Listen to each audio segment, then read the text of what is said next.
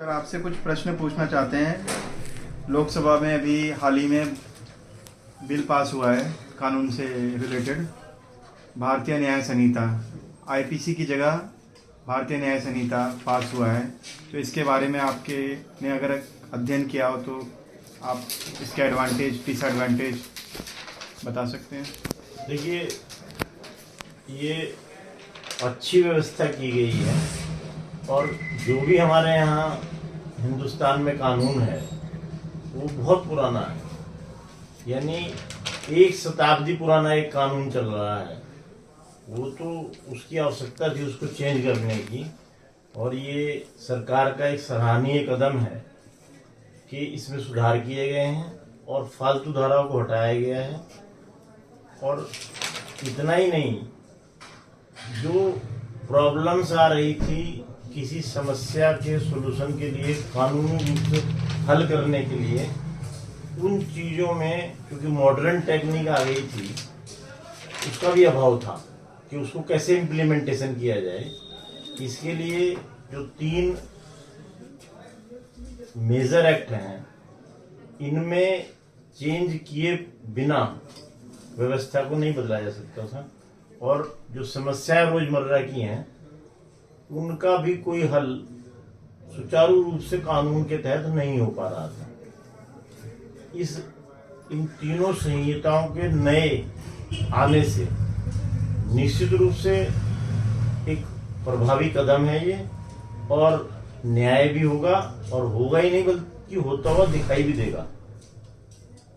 इसके अलावा जहाँ तक इसके डिसएडवांटेज की बात है, तो थोड़ा सा जो नए बच्चे इसमें आ रहे हैं, इस प्रोफेशन में आ रहे हैं, उनको चूंकि उन्होंने पढ़ा आईपीसी, सीआरपीसी और एविडेंस है, तो उनको थोड़ा सा इम्प्लीमेंटेशन में लगेगा। लेकिन ऐसा कुछ नहीं है भाई, कानून तो वही है, बेसिक चीज तो वही है, लेकिन इसमें से फालतू धाराओं को हटाया गया है और किस तरह से इम्प्लीमेंटेशन उसका प्रभावी रूप लिया जा सके उसको लागू किया। जो भी संशोधन किए हैं उससे लाभ ही मिलेगा।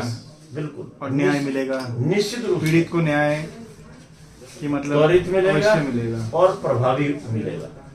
ऐसा नहीं है कि जो दाएं बाएं से बचने के रास्ते थे वो भी इसमें बंद होने जा रहे हैं। और एक ये देखेंगे कि 10 साल से पहले कोई मुकदमा ही नहीं निमट रहा। आज की स्थिति में देखिए, अब 10-12 साल लेता है केस, वो स्थिति भी खत्म होगी, खासतौर से क्रिमिनल में। सिविल में कुछ इन्होंने सुधार किया है, लेकिन फिर भी इतना सुधार तो नहीं हो पाया। लेकिन फिर भी जो नया सिविल प्रोसीजर कोड आया उसमें काफी सुधार हुआ। हालांकि ये इसमें प्रस्तावित नहीं है, हो सकता है आने वाले समय में उसमें भी करें। लेकिन अभी 4 साल पहले ही सीपीसी में जो सिविल केसेस हैं उनमें सुधार किया गया, उनके डिस्पोजल में त्वरित होने लगे। वो पहले वाली स्थिति नहीं थी, एक टाइम बाउंड कर दिया कि इतने मौके मिलेंगे, बस उसके बाद कोई WL दाखिल नहीं होगा। ऐसे ही इसमें भी किया गया है कि एविडेंस के लिए फिक्स की गई व्यवस्था कि इतने दिन के अंदर अंदर एविडेंस हो जानी चाहिए, अगर नहीं होगी तो उसको खत्म कर देंगे। और सर, जैसे इलेक्ट्रॉनिक एविडेंस की कितनी इम्पोर्टेंस है in comparison of previous act अभी जो आया है? देखिए, पहले तो भारतीय साक्ष्य इलेक्ट्रॉनिक एविडेंस सबसे 15 साल पहले या 10 साल पहले तो इसका चलन नहीं था। लेकिन अब जैसे टेस्ट हैं, जो लेबोरेटरी टेस्ट हैं, खास तौर से DNA या ब्लड टेस्ट वगैरह, तो वो जो साइंटिफिक एविडेंस है उसकी डिस्पोजल में निश्चित रूप से बहुत प्रभावी है, सहायता है। आप रोज देखिए कि जैसे कहीं कोई घटना हो गई, तो चूंकि CCTV कैमरे हैं, उससे वो मुलजिम आज वो पहचाने भी पा रहे हैं, उनकी गाड़ियां भी पकड़ी जा रही हैं, वो खुद भी ट्रेस हो रहे हैं। तो ये सब इलेक्ट्रॉनिक एविडेंस का ही कमाल है। बस इतना जरूर है कि जो लेबोरेटरी हैं उनको उस स्तर की बनाया जाना चाहिए कि जिसमें गड़बड़ ना हो सके। क्योंकि एक DNA रिपोर्ट आई आज की तारीख में, ऐसा तो नहीं है कि DNA रिपोर्ट इतनी ऑथेंटिक है कि अदर एविडेंस के बिना भी उसको सजा की जा सकती, लेकिन DNA रिपोर्ट 100% ही सही है तो ये तो जरूरी नहीं है, क्योंकि वो तो ओपिनियन होती है। तो ओपिनियन के आधार पर कोई राय तो नहीं बनाई जा सकती, लेकिन उसमें भी अगर बहुत एक्सपर्ट लोग लगेंगे और टेस्ट के लिए जो वहाँ उसको टेस्ट करने वाले एक्सपर्ट हैं वो ज़्यादा क्वालिफाइड होंगे तो निश्चित रूप से वो रिजल्ट भी अच्छा आएगा। हालांकि कुछ दिन पहले इलेक्ट्रॉनिक एविडेंस के बारे में चेंज भी किया गया है, इसलिए पुराने वाले एक्ट में भी काफ़ी चेंज किया गया है, लेकिन वो इतना सब नहीं है जितना वर्तमान में जो ये संहिता लागू हुई है तीनों, इससे क्रिमिनल और जो अपराधी हैं उनको बड़ा मतलब एक तरह से उनके ऊपर अंकुश लगेगा।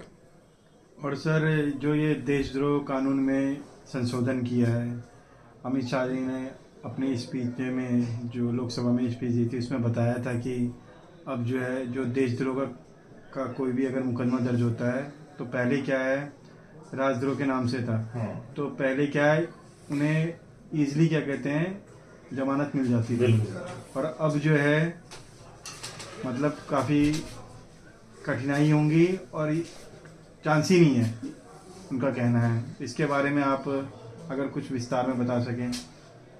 देखिए, राजद्रोह एक तो उसमें कम सजा थी और राजद्रोह अब राज तो नहीं है, वो तो समय खत्म हो गया। ये तो हालांकि बहुत दिन पहले इसको संशोधित कर दिया जाना चाहिए था, तो सजा भी बढ़ाई जानी चाहिए थी। अब हिंदुस्तान में जहाँ डेमोक्रेसी है ये ठीक है, हर आदमी को बोलने की स्वतंत्रता है, लेकिन इसका मतलब ये तो नहीं है कि वो कुछ भी कह के निकल जाएगा और जिससे कोई समाज, कोई तबका, कोई क्षेत्र या कोई व्यक्तियों का ग्रुप प्रभावित हो। उसके लिए निश्चित रूप से ऐसी प्रभावी आवश्यकता थी, प्रभावी नियम की आवश्यकता थी, कानून की आवश्यकता थी, और ये बहुत अच्छा कदम है। हालांकि मैंने बहुत डिटेल में तो नहीं पढ़ा, लेकिन जितना सुना और पता चल रहा है निश्चित रूप से इससे बहुत लाभ होगा और कई चीज़ों को इसमें जोड़ा भी गया है। जो वर्तमान में जो कानून है उसमें वो लोग पकड़ में नहीं आते थे, आज वो उससे बच नहीं पाएंगे, क्योंकि इस तरह के वो धरने प्रदर्शन और जातिगत और व्यक्तिगत इस तरह की चीज़ें थी, जैसे मेनली किसी कोई जुलूस जा रहा है, किसी धार्मिक ग्रुप का कोई जुलूस जा रहा है, उस पर पत्थर मारकर और आदमी निकल रहा था आसानी से। अब उनके लिए या बलात्कार जैसे मुकदमों में इतनी सजा बढ़ाई गई है कि इतनी आसानी से आदमी बच नहीं पाएगा। उसके ट्रायल को अर्ली किया गया है, इसके लिए सारी व्यवस्थाएं की गई हैं। और सर ये 0 FIR के बारे में आप बताना चाहिए कुछ। देखिए, 0 FIR का प्रोविजन तो पहले भी था कि अगर उस जुरिडिक्शन वाले क्षेत्र में कोई घटना नहीं हुई और FIR कराना चाह रहा है तो पहले भी होती थी और अब भी होंगी इस नए कानून से भी।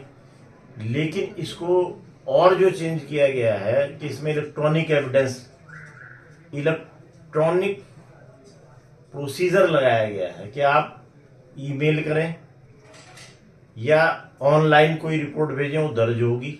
लेकिन राइडर ये है कि विद इन 3 डेज, उसके दर्ज होने के 3 दिन के अंदर आपको जो चिक आपकी कटी है, जो आपने रिपोर्ट भेजी है, उसकी पुष्टि करनी पड़ेगी, साइन करने पड़ेंगे जाके। ये जरूरी है, नहीं तो कोई भी आदमी मजाक में एक तहरीर बनाई और भेज दी और उसके बाद उसकी पुलिस जांच करे तो ये भी अच्छा नहीं है। ये बिल्कुल बहुत ही अच्छा ये इसमें अमेंडमेंट किया गया है और ये जरूरी भी था। ये भी सही है कि इतना आसान नहीं था अभी तक कि थाने में एक आम आदमी जाके रिपोर्ट करा सके। उसके लिए ऑनलाइन की सुविधा ये बहुत ही अच्छा कदम और सराहनीय कदम है, मैं इससे इत्तेफाक रखता हूँ।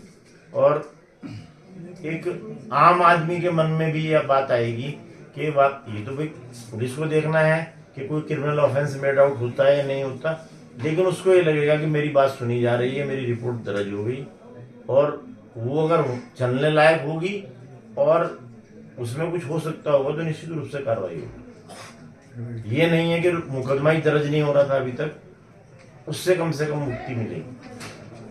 अच्छा। और सर ये भारतीय साक्ष्य अधिनियम में जो बदलाव किए हैं, तो उसमें जो मुख्य बदलाव किए हैं उसके बारे में अगर आपने अध्ययन किया हो, आप बताना चाहेंगे? उसमें मेनली जो इलेक्ट्रॉनिक एविडेंस को हाँ जी। एक स्थान दिया गया है, वो बहुत सराहनीय कदम है। एक इसमें क्या है कि टाइम बाउंड किया गया है कि मेनली तो क्या है कि एक केस दर्ज हो गया और उसमें कहीं ये व्यवस्था नहीं है कि कितने दिन के अंदर एविडेंस दी जाएगी, कितने दिन तक एविडेंस दी जाएगी, कितनी अपॉर्चुनिटी दी जाएगी। लेकिन इसमें यह व्यवस्था की गई है कि फिक्स कर दिया कि इतने दिन के अंदर अंदर अगर आप एविडेंस नहीं दे पाते हैं तो उसको ये समझा जाएगा कि आपके पास एविडेंस नहीं है, उसको डिसाइड किया जाएगा। और इस एविडेंस एक्ट में भी बहुत सी ऐसी कमियां थी, क्योंकि ये भी अधिनियम पुराना था, भले ही इसमें अमेंडमेंट हुए लेकिन उस स्तर के अमेंडमेंट नहीं हुए जो आजकल की स्थिति में प्रभावी हैं। और हम ये कहते हैं कि ये बात सही है कि अपराध नहीं होने चाहिए, भले ही हम एडवोकेट हैं, अपराध नहीं होने चाहिए, लेकिन कोई आदमी अगर उस वाकई दोषी है तो वो किसी कानून का फायदा उठा के बचना भी नहीं चाहिए। तो भाई तो जंगल राज में और इसमें क्या अंतर रहेगा। तो इन सब बातों को ध्यान रखते हुए जहां तक मैं समझ पाया हूँ कि ये 3 अधिनियम बनाए गए हैं और निश्चित रूप से इससे सबको लाभ होगा। भाई अगर समाज में अपराध कम हो रहे हैं या वो व्यक्ति अपराध करता हुआ डर रहा है तो कम से कम एक अपराधी तो कम हुआ हो, कुछ खाने कमाने का काम तो करेगा, गलत लाइन पे तो नहीं चलेगा। नहीं तो आप ये देखिए कि एक आदमी जो कुछ नहीं करता और गलत काम करना शुरू कर दे और उससे धन कमा ले, कोई अंकुश है उसके ऊपर। लेकिन जैसे मुझे जानकारी लगी, हालांकि मैंने ये अधिनियम पढ़े तो नहीं है, लेकिन निश्चित रूप से अगर ये लगता है कि अमुक व्यक्ति ने गलत तरीके से ये संपत्ति गलत धन से बनाई है तो निश्चित रूप से उसका डिमोलिशन होना चाहिए, गवर्नमेंट में वो वेस्ट होनी चाहिए, तभी अपराध रुकेगा। अदरवाइज तो एक हैंड टू माउथ आदमी गलत काम करने लगे और उससे वो लाखों रुपया कमा ले तो उससे समाज में ये संदेश जाता है कि तुम भी इस लाइन पे करो, नहीं तो तुम जेल में जाओगे तो रोटी तुम्हें वहां भी मिलेगी। तो ये व्यवस्था भी बहुत जरूरी है, खत्म होनी चाहिए। इससे ये अपराध बहुत हद तक रुकेंगे और आदमी डरेगा। आज भी अगर आप देखें समाज में तो आपको पता लगेगा भाई इसने कोठी कैसे बनाई कि ये काम करता है और खुलेआम घूम रहा है, वो कुछ है कुछ उसके ऊपर। तो ये सब चीजें भी रुकनी भी चाहिए और निश्चित रूप से इन पर रोक भी लगी। बस ठीक है। पीड़ित को भी न्याय मिलेगा, इसकी 100% गारंटी। 100 देखिए 100 तो नहीं कहा जाता, लेकिन काफी पहले से ज्यादा प्रभावी होगा और सबको फायदा होगा इसका। ऐसा नहीं है भाई, यहाँ हम जैसे मुकदमे लड़ते हैं डिफेंस के लिए लड़ते हैं, लेकिन कानून के मुताबिक क्या वाकई इस एविडेंस पर सजा हो सकती है, तभी तो सजा होती है, अदरवाइज तो बच जाता है आदमी। ऐसा नहीं है क्या हम या एडवोकेट ये चाहता है कि नहीं इसको सजा नहीं होनी चाहिए, ऐसा नहीं है भाई। वो उन कमियों का फायदा उठाकर उसको बचाया जाता है जो कानून में है, और उसी के लिए क्योंकि नया अधिनियम ही आया है तो इसमें कुछ प्रॉब्लम्स तो आएंगी। हालांकि हम इस व्यवसाय से संबंधित हैं, लेकिन चाहते तो हम भी नहीं, हम भी चाहते हैं कि समाज जो है अपराध मुक्त होना चाहिए। भाई इसका मतलब ये थोड़ा ही है कि हम इस प्रोफेशन में तो हम ये चाहेंगे, ये डॉक्टर ये चाहेंगे कि ज्यादा बीमार पड़े, ऐसा नहीं है। ये तो कहने में लगता है लोगों को, लेकिन ऐसा नहीं है। कोई नहीं चाहता कि समाज में अपराध बढ़े। तो इस दिशा में ये उठाया गया एक अच्छा कदम है। हालांकि सरकार ने और भी बहुत सी चीजें अच्छी की हैं, उनमें से एक ये वाकई बहुत सुधारात्मक कदम है ये, और इसके नतीजे अच्छे ही होंगे। आपका बहुत धन्यवाद सर, आपने अपने विचार रखे। Thank you. धन्यवाद।